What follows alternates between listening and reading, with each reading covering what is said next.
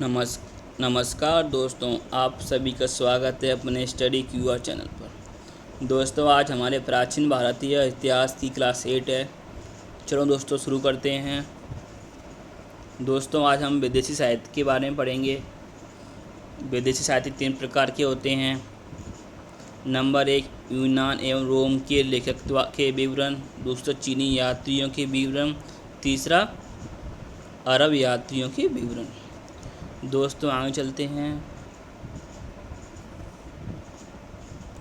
सर्वप्रथम दोस्तों हम यूनान एवं रोम के लेखक हैं उनके बारे में जानकारी प्राप्त करेंगे।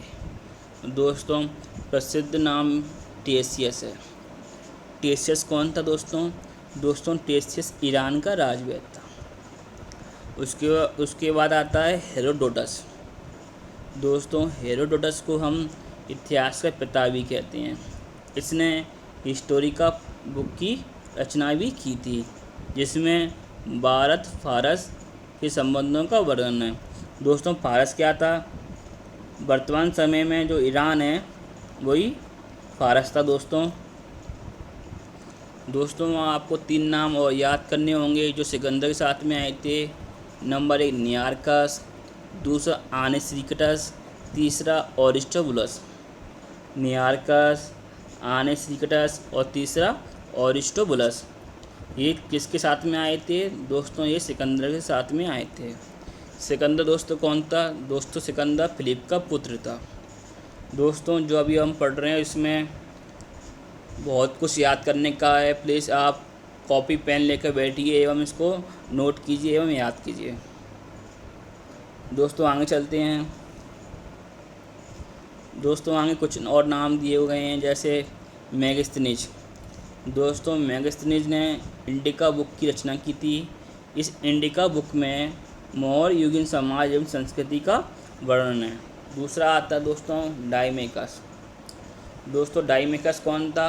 डायमेकस दोस्तों राजदूत था। राजदूत किसका राजदूत था दोस्तों? डायमेकस दोस्तों डायमेकस सीरियन नरेश अंत्योकस का राजदूत था। दोस्तों, पेपर में पूछते हैं दोस्तों राजदूतों के बारे में, किस राजा का राजदूत था और किसके दरबार में आया था।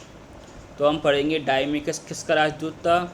दोस्तों, डायमेकस सीरियन नरेश अंत्योकस का राजदूत था। ये हमारे बिंदुसार के दरबार में आया था।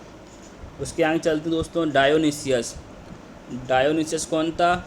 डायोनिसियस टॉलमी फिलाडेल्फस का राजदूत था। कौन था? टॉलमी फिलाडेल्फस का राजदूत था। किसके शासनकाल में आया था? ये बिंदुसार के शासनकाल में आया था। कहीं कहीं दिया होता है ये अशोक के दरबार में आया था। आपको दोनों नाम याद करने होंगे। पेपर में जो भी नाम आए उस पर आप टिक कर लीजिएगा। दोस्तों, आगे चलते हैं।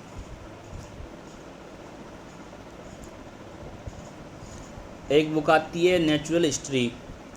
इसकी रचना किसने की थी? प्लिनी ने की थी। उसकी रचना कब की गई थी? दोस्तों, इसकी रचना प्रथम शताब्दी में की गई थी। इसकी रचना फर्स्ट शताब्दी में की गई थी।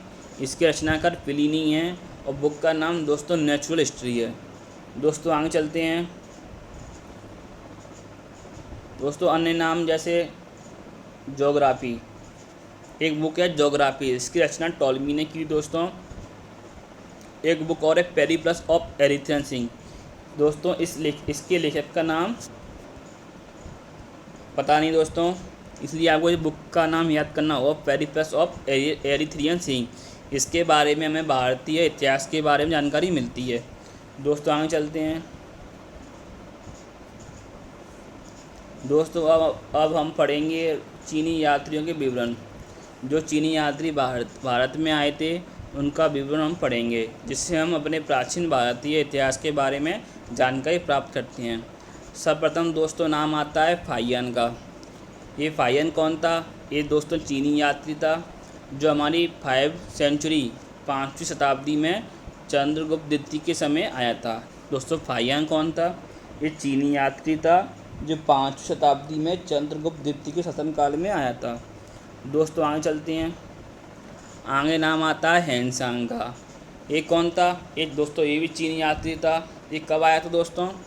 +2 में ऐड कर लो। ये 7वीं शताब्दी में आया था। किसके शासनकाल में आया था दोस्तों ये हर्षवर्धन के शासनकाल में आया था। दोस्तों इसकी रचना है सी यू की हैनसन की रचना किया है सी यू की। कब आया था ये? 7वीं शताब्दी में। किसके शासनकाल में आया था दोस्तों ये? हर्षवर्धन के शासनकाल में आया था दोस्तों इसकी ट्रिक है हैन हैन हैन कहाँ से स्टार्ट होता है? हा से, और हर्षवर्धन भी हा से स्टार्ट होता है। ऐसे दोस्तों आप इसको याद कर सकते हैं। दोस्तों इसके बाद पढ़ते हैं हम इत सिंह के बारे में। दोस्तों ये कौन था? ये दोस्तों चीनी यात्री था। ये भी 7वीं सदी के अंत में आया था। इसने नालंदा विश्वविद्यालय एवं विक्रमशिला विश्वविद्यालय में बिहार किया था। मतलब ये नालंदा विश्वविद्यालय एवं विक्रमशिला विश्वविद्यालय घूमने गया था। दोस्तों ये नालंदा विश्वविद्यालय हमारा बिहार में पड़ता है, जो प्राचीन काल में अत्यंत विश्व विख्यात था। दोस्तों आगे चलते हैं। दोस्तों अब हम पढ़ेंगे अरब यात्रियों के विवरण। दोस्तों हमने रोमन यात्रियों के विवरण पढ़ चुके हैं, फिर हमने चीनी यात्री का विवरण पढ़ चुके। अब पढ़ेंगे हम अरब यात्री का विवरण। दोस्तों सर्वप्रथम नाम आता है अल बरूनी का। दोस्तों अल बरूनी 11वीं शताब्दी में महमूद गजनवी के साथ आया था। दोस्तों ये महमूद गजनवी वही है जिसने पृथ्वीराज चौहान को हराया था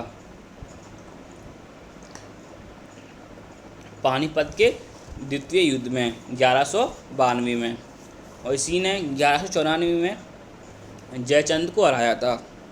कन्नौज का जो था जयचंद, उसको हराया था। तो दोस्तों आगे चलते हैं।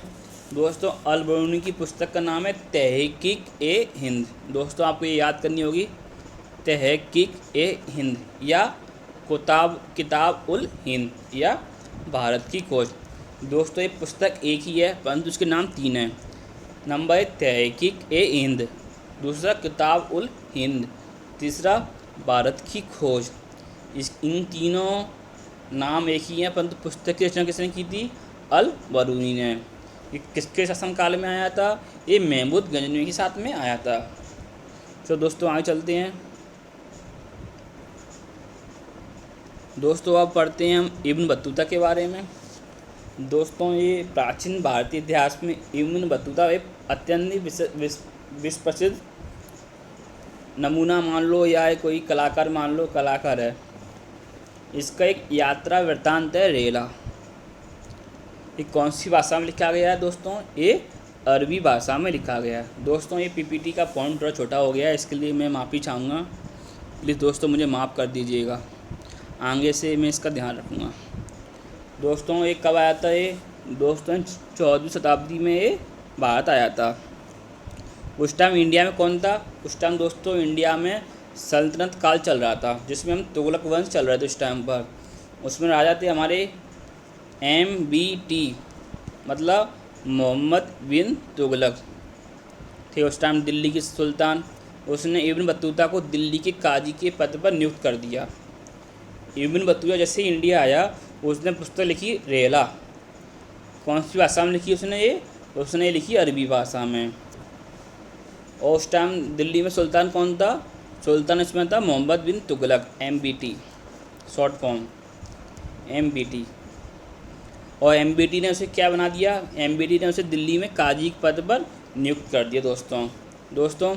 उसके बाद इसको इब्न बतूता को राजदूत बनाकर चीन भेजा गया। इब्न बतूता को MBT ने चीन भेजा, किसके क्या बनाकर? राजदूत बनाकर। थैंक यू दोस्तों हमारी वीडियो वॉच करने के लिए। थैंक यू दोस्तों। अगर आपने हमारे चैनल को अभी तक सब्सक्राइब नहीं किया हो, प्लीज़ हमारे चैनल को प्लीज़ सब्सक्राइब कीजिए एवं थैंक यू दोस्तों।